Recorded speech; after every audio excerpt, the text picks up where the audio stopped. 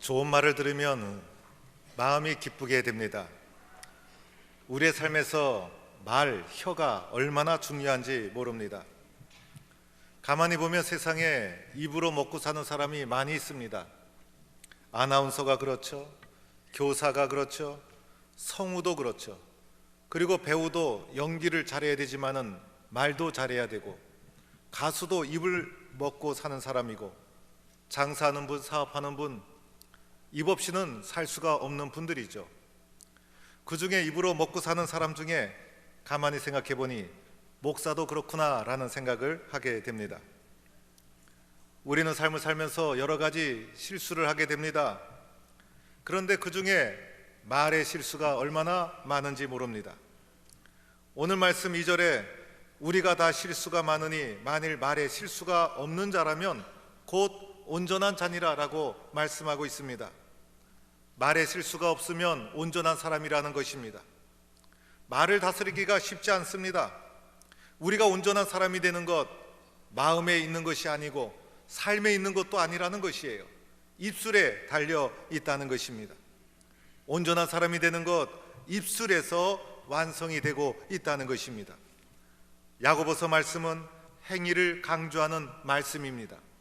그래서 야고보서에서는 행위가 강조되고, 믿는 사람이라면 행위가 온전해져야 된다 이렇게 강조하고 있는데, 야고보서에서 특별히 말을 강조하고 있는 것은 행위 중에 사람을 온전하게 만들어주는 가장 중요한 행위가 바로 말이라는 것을 말하고 있는 것입니다.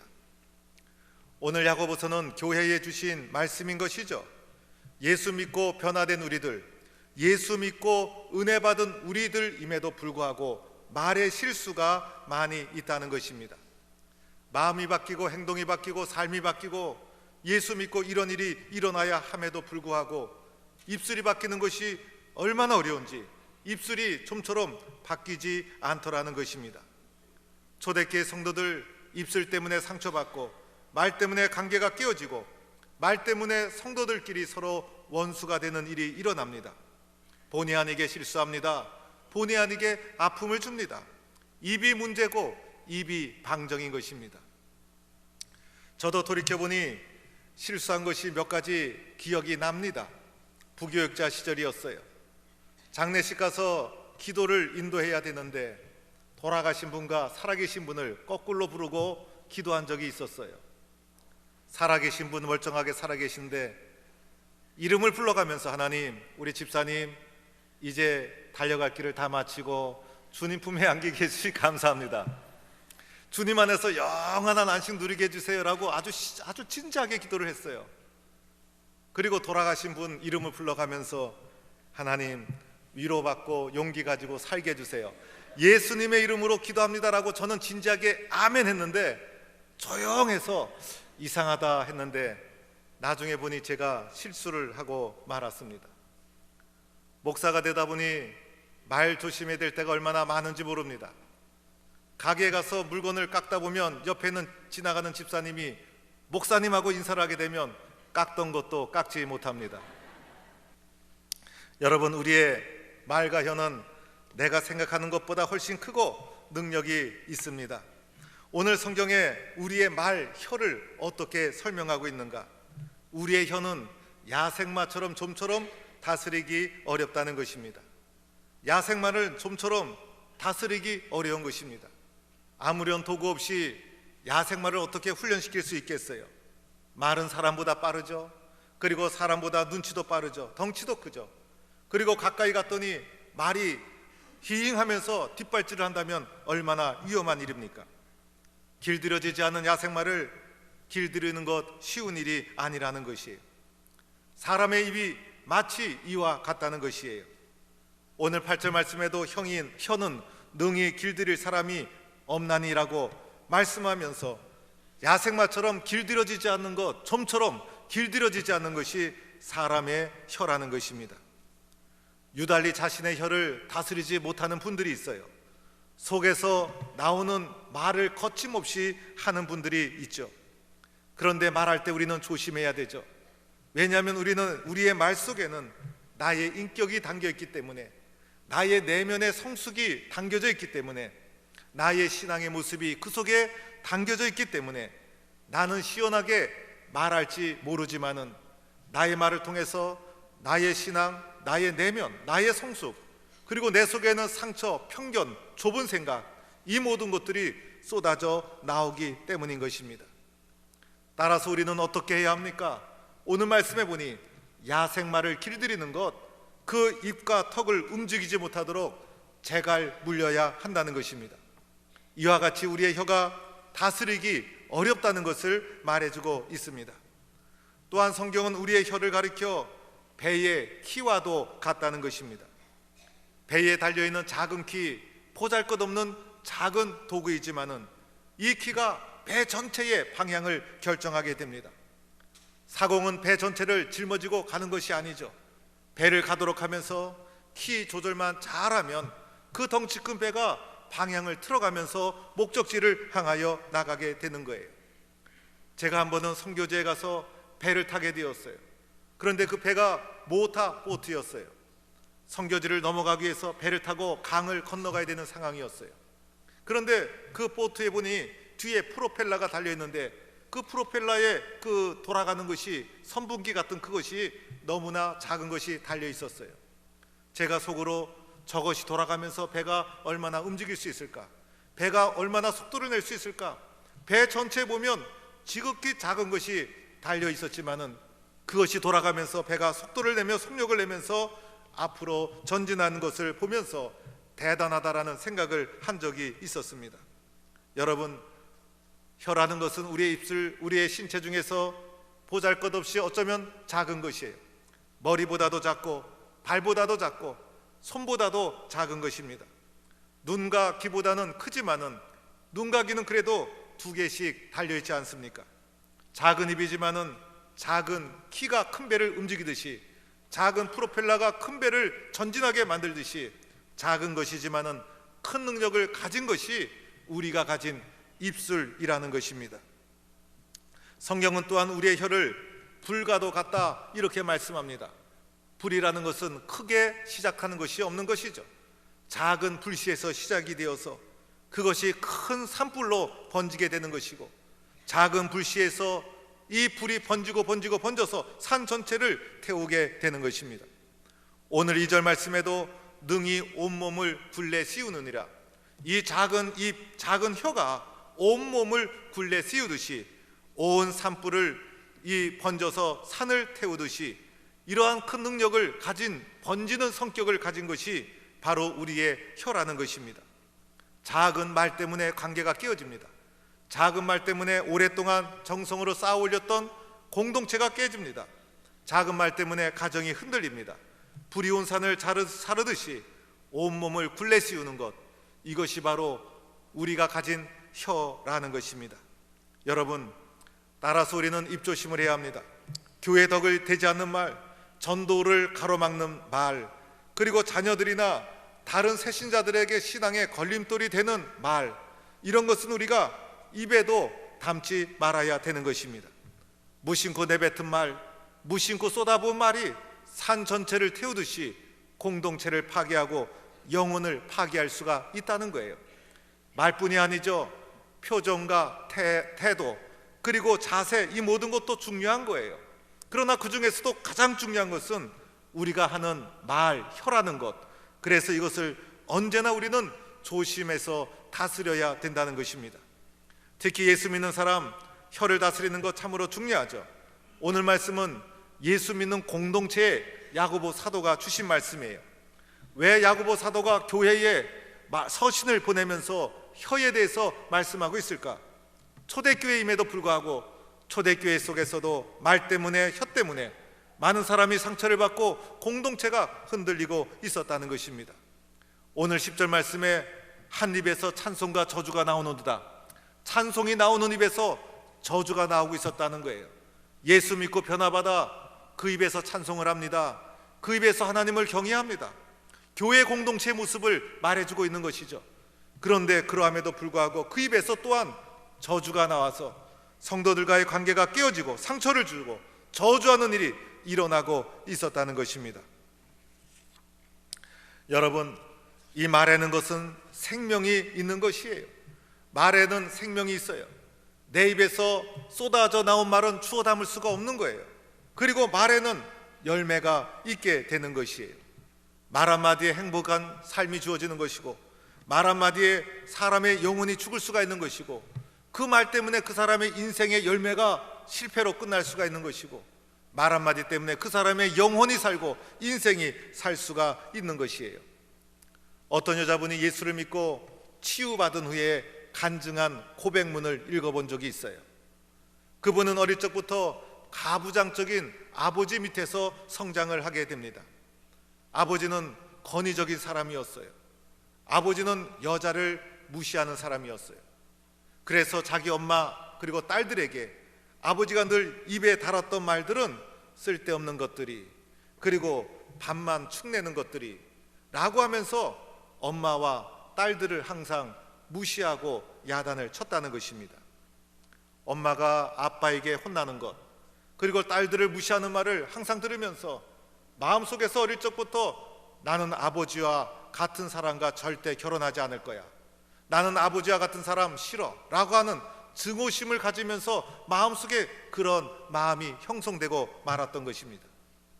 결혼 적령기에 대해서 상대방을 찾을 때 아버지와 반대되는 남자를 찾았어요.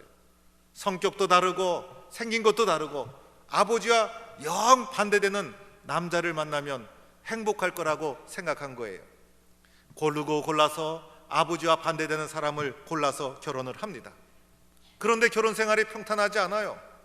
그 남자와 살면서 얼마나 싸움이 많아지는지, 그리고 싸움이 시작되면 자기 마음속에서 걷잡을 수 없는 분노가 올라오고 이것이 폭발이 되면서 걷잡을 수 없는 싸움으로 번지면서 행복한 가정생활을 하지 못하게 됩니다. 나중에 예수님을 만나고 나서 자신의 모습을 보게 됩니다.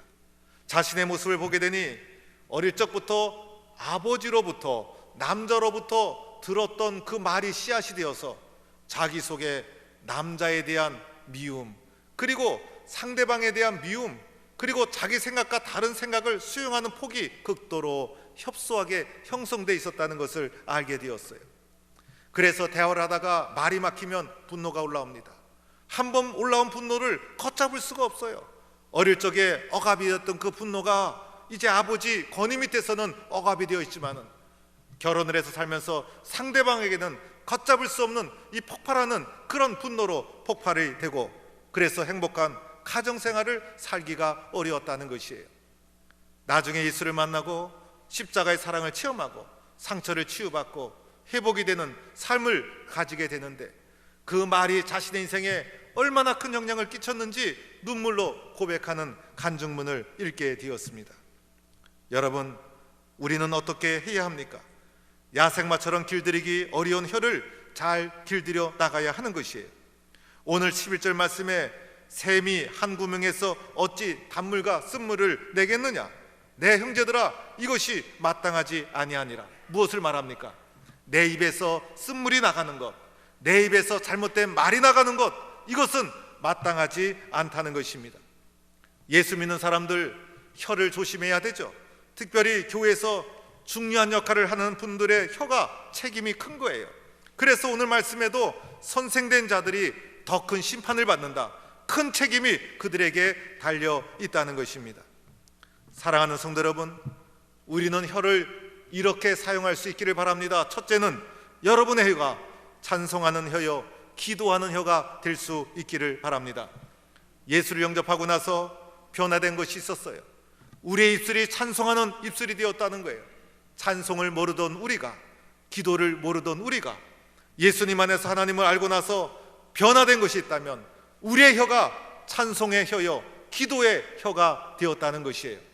오늘 말씀에도 9절과 10절 예수 믿는 사람의 특징, 찬송하는 혀가 되었다는 거예요. 그래서 이 찬송하는 혀가 되어야 함에도 불구하고 그 혀에서 저주가 나와서는 안 된다는 것입니다.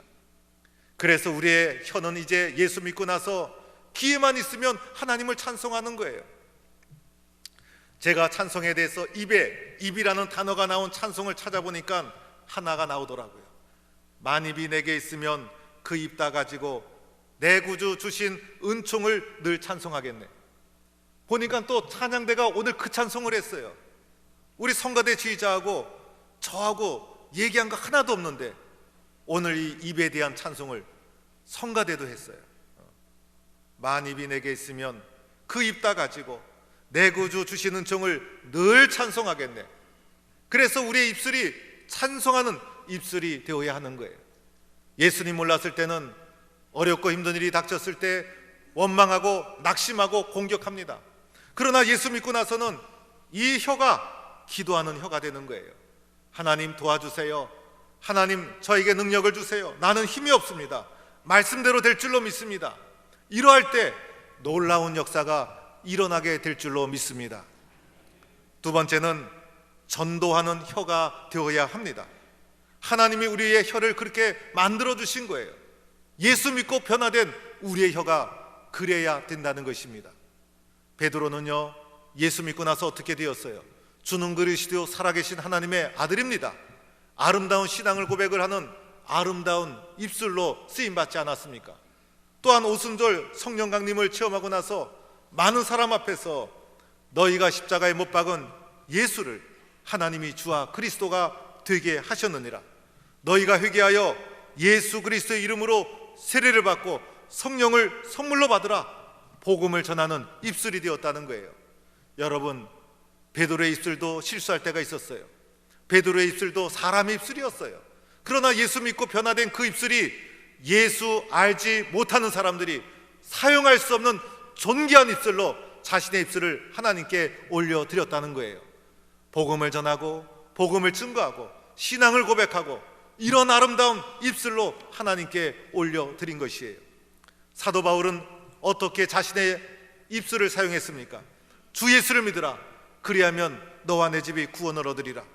복음을 전하는 입술로 주님이 사용해 주셨고 그렇게 자신의 입술을 내어 놓았다는 것입니다. 여러분, 우리의 혀가 육신의 것만 채우는 것이 되어서는 안 되는 것이죠. 복음을 전하고 사랑을 증거하고 십자가를 증거하는 입술이 되어야 하는 것이에요. 새생명 축제 그리고 90년을 맞이해서 전도 대행진을 진행하면서 하나님, 나도 이번에 한 영혼 전도하게 하여 주옵소서. 복음은 말이 아니고는 입술이 아니고는 전달할 수가 없는 거예요. 베드로가 신앙의 고백을 하고 바울이 복음을 말로 전하고 베드로가 입술을 통해서 복음을 선포하고 그렇게 한 이유는 말이 아니고는 전달할 수가 없기 때문인 것이에요. 말을 통해서 입술을 통해서 혀를 통해서 복음이 전달되는 것이고 신앙의 내용이 그의 심령 속에 심겨질 수가 있는 거예요. 입을 열지 않으면 전달될 수가 없다는 거예요.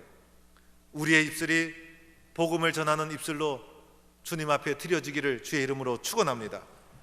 세 번째는 긍정의 입술이 되어야 하는 것이에요. 예수 믿고 변화된 우리의 혀, 사람을 칭찬하고 사랑하고 긍정하고 격려하는 혀가 되어야 한다는 거예요. 사람의 눈에는요, 문제가 더 빨리 보이는 거예요. 사람의 눈에는 흠이 먼저 보이는 거예요. 그래서 문제를 지적하고 잘못된 것을 야단치는 것, 그것은 가장 쉬운 것이고, 그리고 그것은 누구나 할 수 있는 것이고, 그리고 그것은 본능에 따라 움직이는 혀가 되고 마는 것입니다. 그런데 이러한 사람의 흠과 문제를 지적하는 혀는 예수 그리스도를 알지 못하는 세상의 사람들도 하고 있는 거예요. 그러나 예수 믿고 난 우리들 사람의 영혼을 봐야 되죠. 그 사람이 한 일을 보는 것이 아니라 그 사람의 영혼을 보는 거예요. 그 사람의 성격과 그 사람의 일을 보면 지적할 것이 너무나 많죠. 그러나 예수 믿고 난 우리들은 그 사람의 영혼을 보는 거예요. 오늘보다도 내일을 보는 거예요. 그 사람의 영혼을 보는 거예요. 그 사람의 영혼을 보면서 사랑합니다, 잘했습니다, 고맙습니다, 더 잘할 수 있습니다, 긍정의 말, 격려의 말을 한다면 그 가운데 놀라운 축복과 은혜가 넘치게 되는 것입니다. 우리가 인생을 살면서 해프지 않으면서 풍부하고 경박하지 않으면서 유쾌하고 과장하지 않으면서 품위 있는 말 한마디를 할 수 있기를 바랍니다. 참으로 아름다운 언어의 집을 짓기 위해서 기도하는 심령, 찬양하는 심령으로 여러분의 혀를 사용할 수 있기를 바랍니다. 언제나 진실하고 언제나 때에 맞고 언제나 책임 있는 말을 하는 것, 이것이 예수 믿는 우리들의 모습이어야 하는 것입니다. 여러분, 다른 길은 없어요. 주님의 말씀으로 우리의 혀를 길들일 수밖에 없어요. 세상의 야생마는 재갈을 통해서 길들이고, 그리고 소는 고삐를 통해서 길들이지만은 우리의 혀를 어떻게 길들일 수 있겠어요? 우리의 혀는 하나님의 말씀으로 길들일 수밖에 없다는 것입니다. 주님, 말씀으로 나를 새롭게 하여 주옵소서. 말씀으로 나를 새롭게 하여 주옵소서. 내가 은혜 받고 내가 마음속에 주님의 말씀을 많이 채우면 채울수록 입이라는 것은 내면을 드러내는 통로이기 때문에 내 내면 속에 은혜가, 회복이, 치유가, 기쁨이 넘치면 자연스럽게 주님의 입술로 쓰여져서 복음을 전하고, 그리고 긍정하는 혀, 찬송하는 혀, 기도하는 혀로 쓰여지게 될 줄로 믿습니다. 혀를 잘 다스리는 자가 온전한 자라고 했습니다.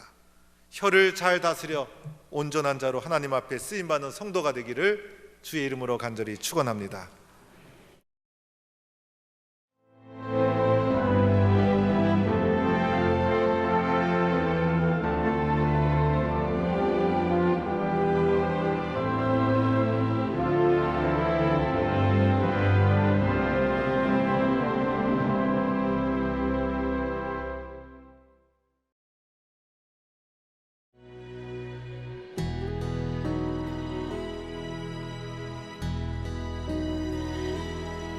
나를 지으신 이가 하나님, 나를 부르신 이가 하나님, 나를 보내신 이도 하나님, 나의 나 된 것은 다 하나님 은혜라. 나의 달려갈 길 다가도록 나의 마지막 걸음 다하도록 나로 그 십자가 은폐하시니 나의 나 된 것은 다 하나님 은혜라. 한량없는